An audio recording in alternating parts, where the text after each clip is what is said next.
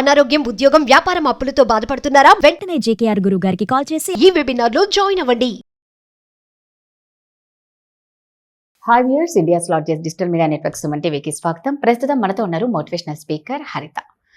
నమస్తే హరిత. నమస్తే రాధా. మనిషిలో ఒక పెద్ద వీక్నెస్ ఏంటి అంటే ఎక్కువగా మనం ఆడవాళ్ళని చూస్తాం. ఏదైనా ప్రాబ్లం వచ్చింది అంటే ఇంకా ఇలా ఉండలేము అనమాట. అందరినీ అనట్లేదు, ఏమైపోతుంది ఇంట్లో ఏదైనా పిల్లలు తప్పు చేశారు అంటే ఇమ్మీడియట్ గా ఫోన్ వెళ్ళిపోతుంది అక్కకో, చెల్లికో, అమ్మకో, అన్నకో, తమ్ముడికో, ఫ్రెండ్స్ కో. వంట పని పక్కన పెట్టి ఈటి పంచాయతీ ఎక్కువ పెట్టుకుంటారు అనమాట. అంటే నేనేమంటున్నానంటే, మీరు 10 మందికి మీ ప్రాబ్లం చెప్పడం వల్ల నిజంగా దీనివల్ల సొల్యూషన్ వస్తుందా? అంటే ఒకరితో మాట్లాడటం అన్నది ఇంపార్టెంట్. ఎందుకంటే we are social creatures. Human being ఈ సోషల్ క్రియేచర్. ఎందుకు మనం ఒక సొసైటీలో అందరం కలిపి చోటుకు వచ్చాము? మనం అడవుల్లో ఉన్నప్పుడు ఆ సింహాన్ని మనం సింగిల్గా ఎదిరించలేకపోయాం.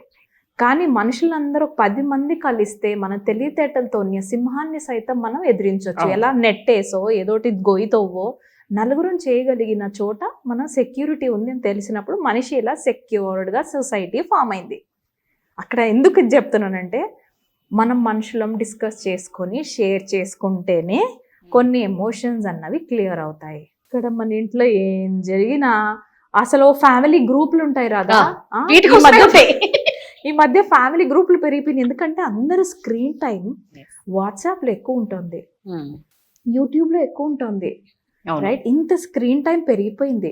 మనం ఏం చేస్తున్నాం అంటే సోషల్ క్రియేచర్స్ మనం. అంటే ఇప్పుడు నువ్వు ఉన్నావు, నేను ఉన్నాను, ఫేస్ టు ఫేస్ కలిసాము. 1 month తర్వాత మనం కలిసాము అనుకో, మనం ఈ టాక్ షో పక్కన పడేసి నేను జరిగింది 10 నిమిషాలు మాట్లాడతాం. అదేంటి, దాదాతో నాకు చెప్పుకోవాలనిపిస్తుంది, నేను చెప్పుకుంటాను, నీకు నాతో చెప్పుకోవాలనిపిస్తుంది, 10 నిమిషాలు మాట్లాడేస్తాం. This is a healthy bonding, this is a healthy conversation. కాదు, మా ఇంట్లో నువ్వు మొన్న ఒక రోజు మీ ఇంట్లో కప్పు పగిలిపోయింది, నువ్వు తాగుతుంటే అది పెద్దగా నువ్వు ఫోన్ చేసి నాకు చెప్పి, నీకు తెలుసా నేను కప్పు ఇలా పగిలిపోయినప్పుడు నా కొడుకు ఇలా చేశాడు, ఆ స్ట్రెస్ నేను తీసుకున్నాను, నా భర్త ఇలా బిహేవ్ చేశాడు అని ఎప్పుడైతే యాడ్ ఆన్ చేసి సపోజ్ నువ్వు నాకు చెప్తున్నావు అనుకో, అది యూస్లెస్ కాన్వర్సేషన్. అక్కడ మనం కంట్రోల్ చేసుకొని కట్ చేసుకోవాలి. ఎందుకో కూడా చెప్తాను. నీ కొడుకు చిన్నదే చేశాడేమో, నువ్వు వెళ్ళి నువ్వు ఒకరితోనే చెప్పేవేమో, వాళ్ళు ఇంకొన్ని యాడ్ చేసి ఇంకో చోటికి కాల్ చేస్తారు, వాళ్ళు ఇంకొకటి కాల్ చేసి ఇంకొకటి చెప్తారు. యాడ్ అయ్యి నీ చెవుల దాకా ఎట్లా వస్తుంది? నీకు మళ్ళీ కోపం వచ్చి మళ్ళీ డిస్కస్ చేస్తాం. నేను అట్లా అనలే కదా, నువ్వు అట్లా అన్నావని వీళ్ళని ఎంక్వైరీ. నీ టైం అంతా ఇందులోనే వేస్ట్ అయిపోతే నీ లైఫ్ ఏంటి? దేవుడిచ్చిన అందమైన 1300 గ్రాముల బ్రెయిన్, ప్రతి ఒక్కరికి అంతే కెపాసిటీ బ్రెయిన్. కానీ మనం ఎనర్జీ ఎక్కడ యూజ్ చేస్తున్నాం? మొన్న రీసెంట్గా ఒక టాక్ షోలో నాకు చాలా నచ్చింది రాధా.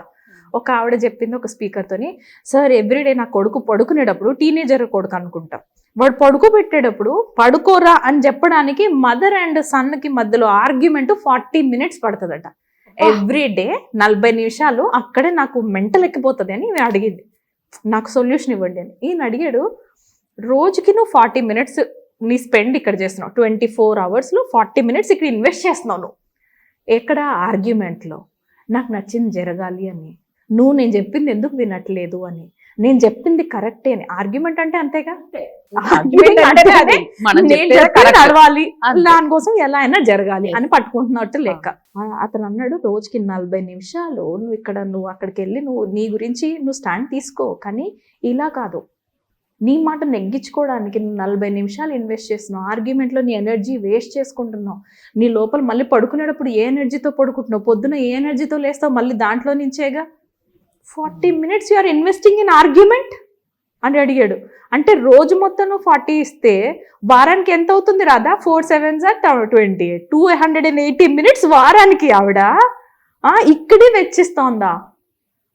ఎన్ని గంటలు రాదా? 280 minutes అంటే 3 to 4 hours ఆవిడ రోజు వారం మొత్తంలో నువ్వు 3 to 4 hours ఆర్గ్యుమెంట్లో స్పెండ్ చేస్తున్నావు. అంటే నెలకి ఎంత స్పెండ్ చేస్తున్నావు, సంవత్సరానికి ఎంత స్పెండ్ చేస్తున్నావు? మళ్ళీ లాస్ట్కి వచ్చి నాలో ప్రాబ్లం వచ్చిందండి అని మళ్ళీ థెరపిస్టుల దగ్గర, కౌన్సిలర్స్ దగ్గరికి వెళ్ళాలి. నీకు అర్థమవుతుందా ప్రాబ్లం ఎక్కడ వస్తుందో? It's in your choice. ఖచ్చితంగా నీవు ఏం చూస్ చేసుకుంటున్నావు? ఆర్గ్యుమెంట్ చూస్ చేసుకుంటున్నావా అంటే నీ ఎనర్జీ నీకు నువ్వే వేస్ట్ చేసుకుంటున్నావు. అప్పుడు వేరే వాళ్ళని బ్లేమ్ చేయకండి.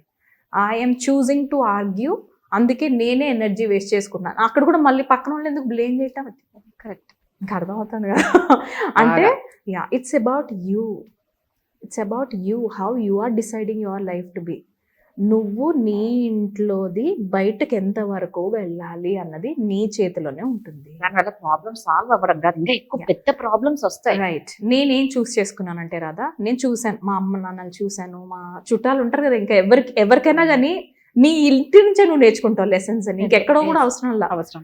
నేను గమనించింది ఏంటంటే మా ఇంట్లో అన్నీ అందరికీ తెలిసిపోయేవి.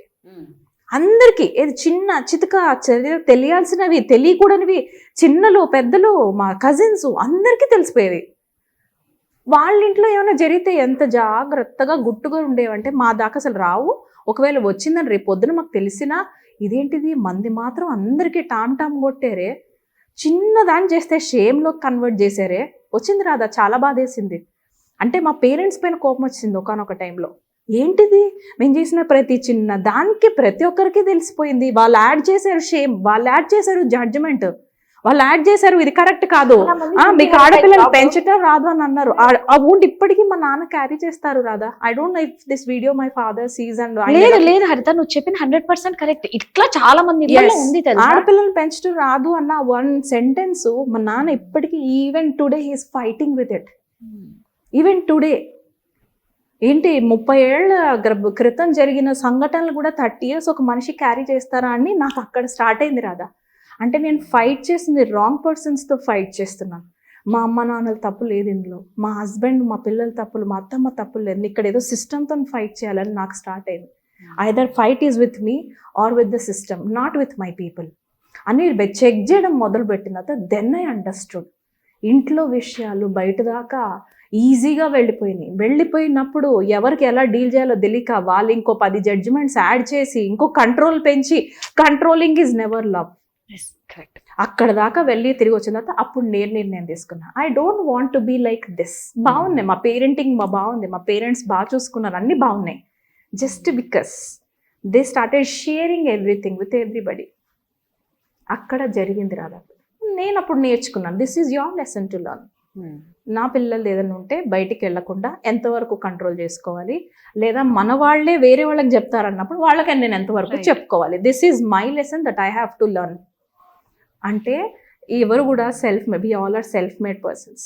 ఎవరి బాధల్లో నుంచి, ఎవరి కష్టాల్లో నుంచి, పెయిన్ నుంచి నేను ఎలా బయటపడాలి, మంచిగా బయటపడతావా, నలుగురిని తొక్కుతూ బయటపడతావా, లేకపోతే హింసిస్తూ బయటపడతావా, లేదా నువ్వు బయటకు వచ్చి నలుగురిని గుంటలో నుంచి బయటకి లాగుతావా? What is your psychology? నాది 4th సైకాలజీ రాదా. నేను ముందు బయటకు వస్తాను పిట్లోంచి, తర్వాత రండ్రా మీరు కూడా బయటకు లాగే రకం నేను. Only then I became a coach. కానీ మన ఆడవాళ్ళే ఉంటారా ఇట్లా, మగవాళ్ళు కూడా ఉంటారు? మగవాళ్ళు ఇంకో టైప్ అమ్మా. రాత్రిళ్ళు అసలు ఎంతమంది క్లయింట్స్ కాల్ చేస్తారు తెలుసా రాదా, ఎందుకు మమ్మల్ని వదిలి వెళ్ళిపోతున్నాడు రాత్రికి, ఎందుకు మా ఇంట్లో మాతో మాట్లాడుకోవడానికి వాళ్ళకి ఎందుకు బయటకు వెళ్ళి మాట్లాడుకోవాల్సి వస్తుంది. వాళ్ళు బయటకు వెళ్ళి ఇది వేస్తారు, ఇది వేసుకుంటూ మాట్లాడతారు. మన ఆడవాళ్ళు మన ఇంట్లోనే, మళ్ళీ అక్కడ మన ఇంట్లో విషయాలే. మేము ఏం లేదు, ఓన్లీ కంపెనీ ఇస్తున్నాం. మరి ఓన్లీ కంపెనీ వేయడానికి ఎందుకు పోతారు అక్కడ? ఓన్లీ టైం పాస్కి వెళ్తారా? ఎవరికి వాళ్ళు దొరికిన వాళ్ళు దొంగ అంతే రాదా. ఓన్లీ మగవాళ్ళు మందు వేసుకొని చెప్తారేమో, మన ఆడవాళ్ళు మందు వేసుకోకుండానే పొద్దున్న లేచిన నుంచి ఇదే పనిగా పెట్టుకోవచ్చు. దృష్టి పెట్టాలి మనం ఎక్కడ ఏం మాట్లాడుతున్నామో. మాట్లాడడం వల్ల మా తాతయ్య గారు ఒకటి అలవాటు చేశారు రాదా, చాలా మంచి హ్యాబిట్.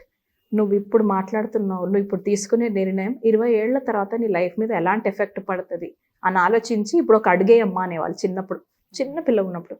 అప్పుడు నాకు తెలియలేదు, బట్ ఇప్పుడు నేను చూసిన తర్వాత ఓకే, మా తాతయ్య గారు చెప్పింది నా మీద అంత ఇన్ఫ్లుయెన్స్ పడిందా, ఏ నిర్ణయం తీసుకున్నా ఒక 5 ఏళ్ల తర్వాత ఎలాంటి పాజిటివ్ ఇంపాక్ట్ ఉండాలి అని ఇక్కడ ఆగి ఆలోచించి నిర్ణయం తీసుకోవాలి. అలా మీరు షేర్ చేసేసుకొని అందరికి ఎవరు పడితే వాళ్ళకి ఎక్కడ పడితే అక్కడ ఏది పడితే అది మాట్లాడేయకండి. ఏదన్నా మన ప్రాబ్లం మనమే సాల్వ్ చేసుకోవాలి, ట్రై చేయండి. లేకపోతే మన దగ్గర కనెక్ట్ అవ్వచ్చు.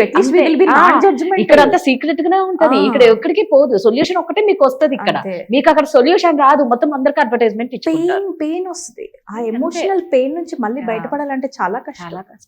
సో ప్రధానికి ఒక సొల్యూషన్ ఉంటుంది కాబట్టి మీకు ఎలాంటి ప్రాబ్లమ్స్ ఎమోషన్స్ ఉన్నా హరితను కాంటాక్ట్ అవ్వండి. Thank you so much Radha.